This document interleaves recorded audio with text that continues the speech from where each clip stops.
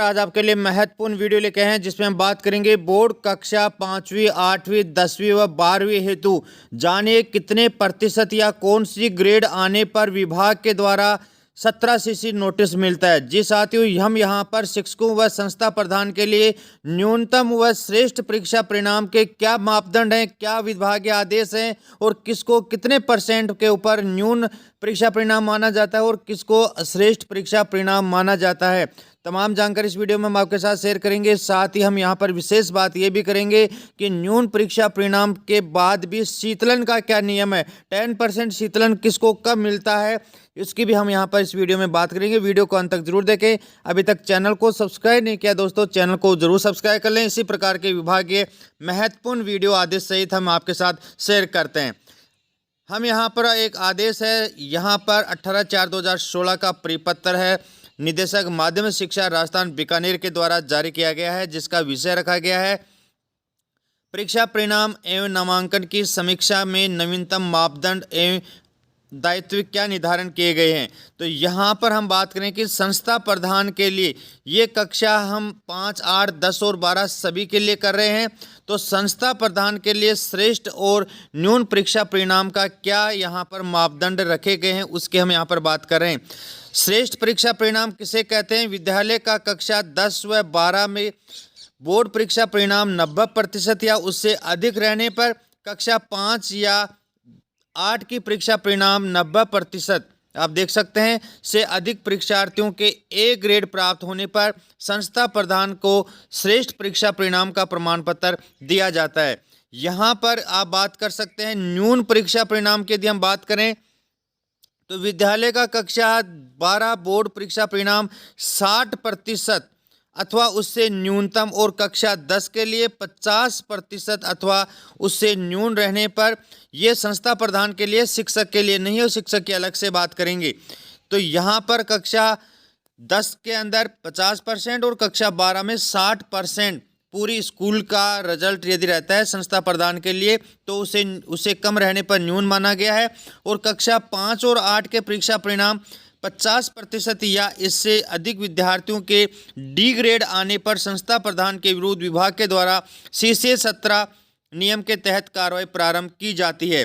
यहाँ पर हम दूसरी बात करें, ये संस्था प्रधान के लिए हुआ है।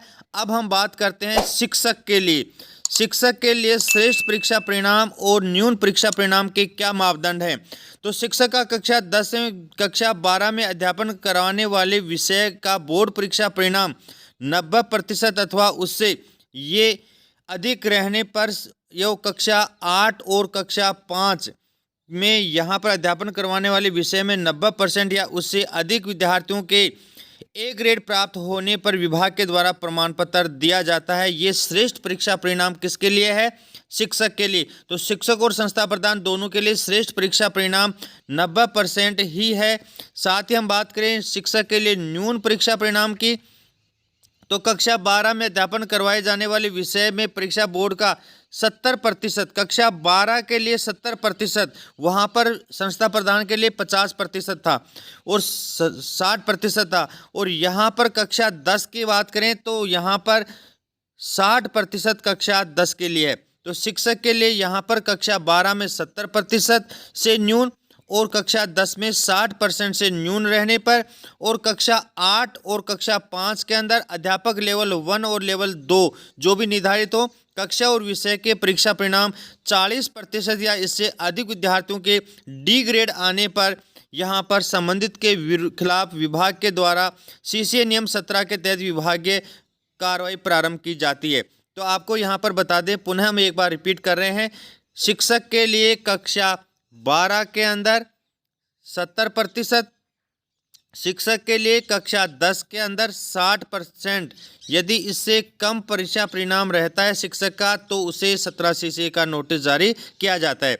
कक्षा 5 और 8 के अंदर 40% से अधिक विद्यार्थियों के लिए यदि डी ग्रेड आता है, कक्षा 5 और 8 के लिए 40% से अधिक के यदि डी ग्रेड आता है तो उसे यहाँ पर न्यून परीक्षा परिणाम माना गया है।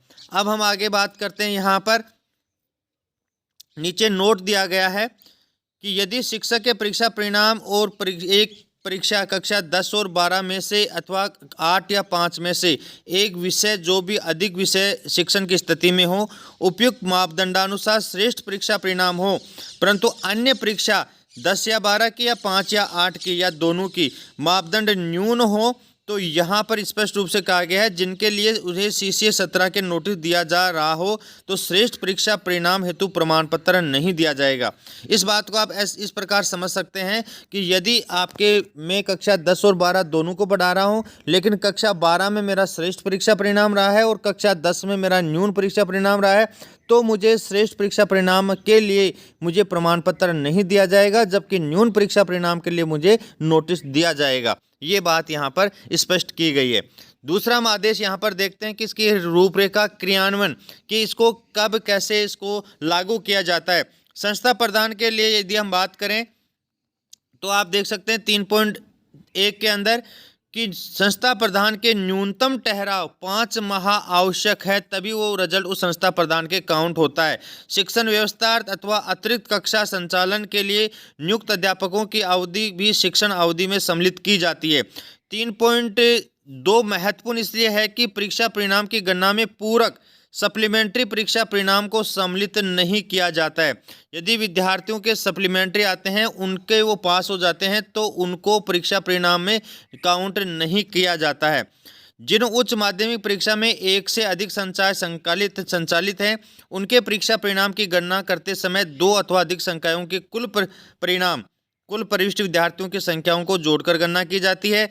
और 3.4 की यदि बात करें, एक ही शिक्षक के द्वारा एक ही कक्षा के एवं विषय के शिक्षण से एक से अधिक कक्षाओं वर्ग को करवाया जाता है, तो परीक्षा परिणाम की गणना करते समय उस कक्षा के सभी वर्गों का कुल परिणाम उसको काउंट किया जाता है। लेकिन 3.5 यहाँ पर और महत्वपूर्ण इसलिए हो जाता है कि यहाँ पर स्पष्ट रूप से लिखा हुआ है, यदि एक ही विषय का अध्यापन एक से अधिक अध्यापकों के द्वारा विषय खंड के रूप में करवाया जाता है। जैसे उदाहरण के लिए विज्ञान विषय में जीव विज्ञान के पाठ एक लेक्चरर के द्वारा और भौतिक रसायन के पाठ अन्य लेक्चरर के द्वारा यदि कराया जाता है, तो परिणाम यहाँ पर दोनों को समान रूप से उत्तरदायी होंगे। इसी प्रकार कक्षा जैसे सामाजिक है, कक्षा 10 के अंदर ज्योग्राफी अलग विषय अध्यापक पढ़ा रहा है और पॉलिटिकल अलग विषय अध्यापक पढ़ा रहा है, दोनों के ही वो काउंट कक्षा 10 का रिजल्ट काउंट होगा। सानुग्रह उत्तीर्ण अर्थात जिनके ग्रेस लगे हुए हैं, उस बात को और अच्छे से समझ लें। विद्यार्थियों के परीक्षा परिणाम को विद्यालय और शिक्षक के परीक्षा परिणाम में उत्तीर्ण विद्यार्थियों के साथ सम्मिलित किया जाता है। कई बार कमेंट करते हैं कि सर सप्लीमेंट्री का कैसे काउंट करते हैं। सप्लीमेंट्री का काउंट नहीं होगा, ग्रेस वाला काउंट होगा। यदि ग्रेस लग के पास होते हैं तो उस विषय अध्यापक के वो काउंट होगा। ये महत्वपूर्ण बात हमने यहाँ पे की है। दूसरी बात हम यहाँ पे करते हैं कि सक्षम अधिकारी कौन है। न्यून परीक्षा परिणाम और श्रेष्ठ परीक्षा परिणाम हेतु जो कार्रवाई की जाती है, उसके लिए यहाँ पर सक्षम अधिकारी कौन होते हैं, तो संस्था प्रधान एवं व्याख्याता को श्रेष्ठ परीक्षा परिणाम हेतु प्रमाण पत्र संबंधित मंडल अधिकारी के द्वारा दिया जाता है।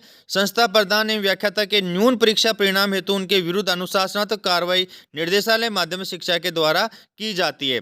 साथ ही वरिष्ठ अध्यापक और शिक्षक के श्रेष्ठ परीक्षा परिणाम का प्रमाण पत्र संबंधित जिला शिक्षा अधिकारी के द्वारा और वरिष्ठ अध्यापक के न्यून परीक्षा परिणाम हेतु उनके विरुद्ध अनुशासनात्मक कार्रवाई संबंधी मंडल अधिकारी जो JD है और अध्यापक ग्रेड 3 लेवल 1 और 2 के न्यून परीक्षा परिणाम हेतु विरुद्ध अनुशासनात्मक कार्रवाई संबंधित जिला शिक्षा अधिकारी के द्वारा की जाती है। तो कहने का मतलब यह है कि इनके जो नियुक्त अधिकारी होते हैं वो ही उनको कारण बताओ नोटिस दिए जाते हैं। अब हम समय सारणी की बात कर लें कि एक समय सारणी की कब से प्रारंभ किया जाता है, तो यहाँ पर आप देख सकते हैं कि संस्था प्रधान द्वारा जिला शिक्षा अधिकारी को सूची में परिणाम प्रति प्रस्तुत की जाती है 15 नवंबर से पूर्व, और संस्था प्रधान और व्याख्याता हेतु संबंधित जिला शिक्षा अधिकारी के द्वारा मंडल अधिकारी के अनुशंसा सहित सूची में परिणाम प्रति प्रस्तुत करना 15 दिसंबर से पूर्व। संबंधित मंडल और जिला शिक्षा अधिकारी के द्वारा श्रेष्ठ परीक्षा परिणाम हेतु तैयार हस्ताक्षरित प्रमाण पत्र संस्था प्रधान को प्रेषित की जाती है 15 जनवरी से पूर्व, और श्रेष्ठ परीक्षा परिणाम हेतु शिक्षक को प्रमाण पत्र देकर सम्मानित करना 26 जनवरी को साला गणतंत्र दिवस समारोह पे किया जाता है। ये समय सारणी में दिया गया है। यदि हम यहाँ पर बात करें, जिला शिक्षा अधिकारी प्रतिवर्ष श्रेष्ठ परीक्षा परिणाम देने वाले संस्था प्रधान एवं शिक्षक का नाम, राज्य और जिला स्तरीय समारोह में सम्मान हेतु अपनी अभिशंसा सहित पूर्ण प्रस्ताव उचित माध्यम से जिला प्रशासन और सामान्य प्रशासनिक सुधार विभाग राजस्थान को उनके द्वारा जारी परिपत्रों के अनुसार निर्धारित कार्यक्रम के लिए प्रेषित भी किए जाते हैं। जी साथियों, यहाँ पर महत्वपूर्ण बात हम और करते हैं।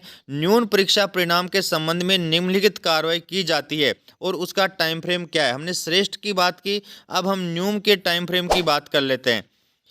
न्यून परीक्षा परिणाम नामांकन लक्ष्य प्राप्त नहीं करने वाले संस्था प्रधान और शिक्षक का निर्धारण 30 जुलाई को ही कर लिया जाता है। साथ ही सक्षम अधिकारी द्वारा कारण बताओ नोटिस जारी करने की दिनांक है 10 अगस्त। कारण बताओ नोटिस का प्रत्युत्तर प्राप्त करने की अंतिम तिथि है 30 अगस्त और विश्लेषण उपरांत आरोप पत्र जारी करना ये 10 सितंबर।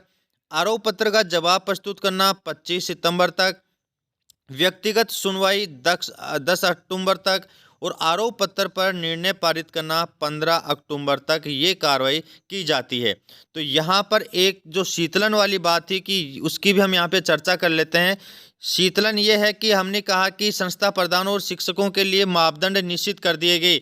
कक्षा 12 के अंदर यहाँ पर कहा गया है कि यदि संस्था प्रधान के लिए आपके 50% है तो यहाँ पर 10% का शीतलन उनको मिल सकता है, और यदि यहाँ पे शिक्षक के लिए 60% है तो उसके लिए भी 50% का शीतलन है। ये शीतलन कैसे है? ये मापदंड दिया गया है कि यदि नामांकन वृद्धि, जितने विद्यालय के लिए नामांकन वृद्धि उस वर्ष के लिए की गई है, प्रयासों का परीक्षा परिणाम मापदंड में जोड़ते हुए प्रावधान किया गया है कि संस्था प्रधान द्वारा समीक्षक कक्षा समूहवार नामांकन लक्ष्यों का 100% प्राप्ति कर ली है। यहाँ पर 100% प्राप्ति कर ली है तो आपके जो निर्धारित मापदंड हैं उनमें 10% का शीतलन दिया जाता है। ये यहाँ पर स्पष्ट रूप से लिखा गया है। इसी प्रकार आप उदाहरण के लिए जैसे हम बात करें माध्यमिक शिक्षा कक्षा 10 के लिए यदि हम बात करें तो इसमें स्पष्ट रूप से लिखा गया है कि 10% 60% के स्थान पर 10% कम करके शीतलन देकर 50% और उसे न्यून मानते हुए आगामी कार्रवाई किए जाना प्रस्तावित किया गया है। ये ऑर्डर भी परिपत्र जारी किया गया है निदेशक माध्यमिक शिक्षा बीकानेर के द्वारा। तो जी साथियों, हमने यहाँ पर संपूर्ण मापदंड और शिक्षक और संस्था प्रधान के यहाँ पर न्यून और श्रेष्ठ परीक्षा परिणाम के टाइम फ्रेम की बात की है, परसेंटेज की बात की है। हो सकता है कि ये वीडियो आपको अच्छा लगे तो अधिक से अधिक लाइक एंड शेयर जरूर करें। वीडियो को अंत तक देखने के लिए बहुत बहुत धन्यवाद, और अभी तक चैनल को सब्सक्राइब नहीं किया दोस्तों, चैनल को जरूर सब्सक्राइब कर लें। वीडियो को अंत तक देखने के लिए थैंक्स। यदि वीडियो अच्छा लगा है तो वीडियो को लाइक व कमेंट जरूर करें, और ऐसे ही महत्वपूर्ण वीडियो देखने के लिए चैनल को सब्सक्राइब कर लें। यह जानकारी अधिक लोगों तक शेयर जरूर करें।